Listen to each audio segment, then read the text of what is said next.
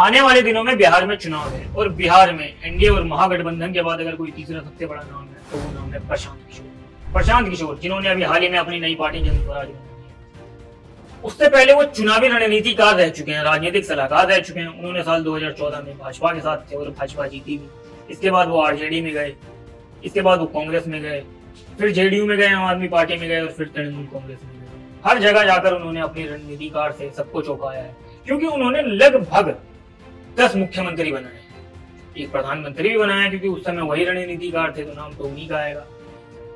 इस बार पर बिहार चुनाव में वो खुद मैदान में उतर चुके हैं अपनी नई पार्टी जन स्वराज के साथ। अब शायद उन्हें अपना भविष्य ज्यादा ऊपर देख रहे हैं, वो शायद अब मुख्यमंत्री बनने का फैसला कर रहे हैं, इसलिए उन्होंने नई पार्टी का ऐलान किया। और इस बार वो बिहार के अंदर एक्स फैक्टर, नेक्स्ट फैक्टर या परफेक्ट फैक्टर बनते हैं, इस पर हम अब चर्चा करेंगे।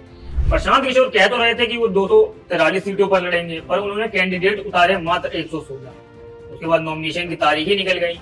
अब कहना है उनका कि जो निर्दलीय विधायक वगैरह बनेंगे वो उनको अपनी पार्टी में लेकर 150 से ऊपर तक सीटें रहेंगे। उनका कहना है कि अगर 120 या 130 सीटें आती हैं तो उसे ये व्यक्तिगत हार मानेंगे। अगर हम उनके चुनाव प्रचार की बात करें तो लगभग 2022 से जब से उन्होंने जन स्वराज का ऐलान किया है, उन्होंने शुरुआत से ही 5000 किलोमीटर पैदल यात्रा निकाली। उनके जो प्रमुख मुद्दे हैं उनका शिक्षा, रोजगार, भ्रष्टाचार और सबसे बड़ा पलायन। और इससे भी बड़ी बात, वो कह रहे हैं कि अगर हम सत्ता में आए तो मात्र 1 घंटे के अंदर बिहार से शराबबंदी हटा देंगे। इससे शायद कुछ युवा वोटर प्रभावित हो भी जाएं। अगर उनके पास कुछ और प्लस पॉइंट है तो वो शायद ये कि नीतीश कुमार 20 साल से बिहार के मुख्यमंत्री हैं, जिनके कार्यकाल में पलायन देखा ही जा सकता है। अगर हम प्रशांत किशोर के प्लस पॉइंट की बात करें तो उनके पास है 20 साल के नीतीश कुमार के एंटी इंकम्बेंसी और लालू यादव का जंगल राज। इन दोनों को वो हथियार बनाकर चुनाव लड़ रहे हैं। और प्रशांत किशोर के पास अगर कुछ है तो एक क्लीन इमेज, क्योंकि उन्होंने अभी तक सिर्फ रणनीतिकार का काम किया है, राजनीति में वो नए आए नहीं है, इसलिए उनकी इमेज साफ है। पर अभी हालिया उनके पे विवाद चल रहा है कि उनकी डिग्री फर्जी है, उन्होंने 12वीं पास भी नहीं की, पर इससे कोई ज्यादा फर्क नजर नहीं आ रहा है। अगर हम सी वोटर सर्वे की बात करें तो बिहार के 23% जनता की पसंद अभी प्रशांत किशोर है। ये तेजस्वी यादव के बाद दूसरे नंबर पर है। इससे आप अंदाजा लगा सकते हो कि कहीं ना कहीं बिहार के अंदर प्रशांत किशोर का नाम और हवा दोनों चल रही है। इसके अलावा प्रशांत किशोर ने किसी एक पर्टिकुलर वोट बैंक को टारगेट नहीं किया, चाहे वो सवर्ण जाति हो, यादव हो, एससी हो, एसटी हो, ईबीसी हो। उन्होंने टारगेट किया है तो बिहार में मतलब बीजेपी से सम्राट चौधरी को, तेजस्वी यादव को, नीतीश कुमार को। तो ये नहीं कहा जा सकता कि प्रशांत किशोर किसी की बी टीम है, पर यह कहा जा सकता है कि वो जीत और हार के बीच में खड़े हैं। चुनाव जीतने के बाद कौन जीतता है कौन हारता है ये तो बाद में पता चलेगा, पर ये तो तय है कि प्रशांत किशोर किसी न किसी के वोट तो अच्छे से काटेंगे, जो चुनाव के परिणामों में बहुत ज्यादा फर्क डालेंगे।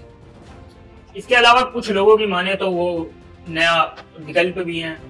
अगर वो कुछ कर सकते हैं तो वो मुस्लिम वोटों का बहुत ज्यादा बंटवारा कर सकते हैं, क्योंकि उधर से असदुद्दीन ओवैसी भी मैदान में उतरे हुए हैं, इधर से प्रशांत किशोर भी मुस्लिम वोट टारगेट कर रहे हैं। उन्होंने 21 मुस्लिम उम्मीदवार उतारे हैं इस बार मैदान। पिछली बार जब उन्होंने उपचुनाव लड़ा था तो इमामगंज सीट पर उन्होंने अपना कैंडिडेट उतारा था, तो उनके कैंडिडेट को 22.6% वोट मिले थे। इसके अलावा प्रशांत किशोर ने एक सूचना खुद ही दी कि उन्होंने जो चुनावी रणनीतिकार रहते हुए पैसा कमाया लगभग पिछले 3 साल में 241 करोड़, उसमें से 99 करोड़ रुपए उन्होंने अपनी पार्टी को मतलब जन स्वराज को चंदा दिया है। जिससे ये तो पता चल रहा है कि जन स्वराज के पास पैसा तो है चुनाव लड़ने के लिए, और चुनाव में तो पैसे की वैसे ही बहुत जरूरत होती है।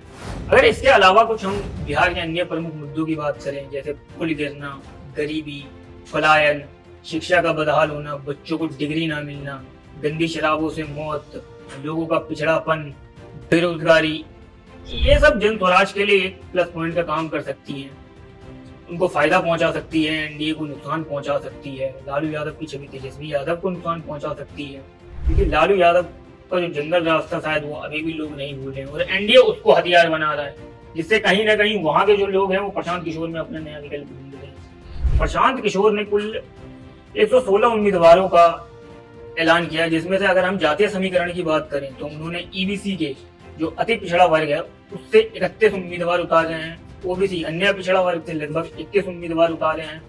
मुस्लिमों की बात करें तो उन्होंने लगभग 21 मुस्लिम उम्मीदवारों को उतारा है, और सामान्य वर्ग की बात करें तो लगभग उन्होंने 15 से 20 जनरल कैटेगरी वालों को मैदान में उतारा है।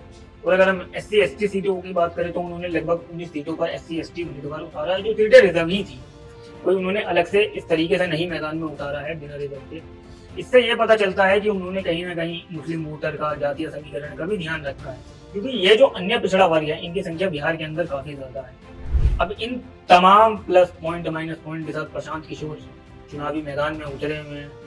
अब वो जीते ना जीते ये तो चुनाव परिणाम के बाद ही पता चलेगा, पर एक बात तो तय है कि उन्होंने 116 सीटों पर जो उम्मीदवार उतारे हैं वो कहीं ना कहीं एनडीए का या महागठबंधन का वोट तो काटेंगे। तो वोट काटने का मतलब है कि कहीं ना कहीं वो चुनाव में बहुत ज्यादा फर्क डाल सकते हैं। इसके अलावा अगर मान लीजिए उनकी 8 सीटें आ जाती हैं, 10 सीटें आ जाती हैं, तो अक्सर देखा गया है कि किसी दूसरी पार्टी के पास अगर बहुमत में कमी है तो वो उनको समर्थन देकर सरकार बना सकते हैं।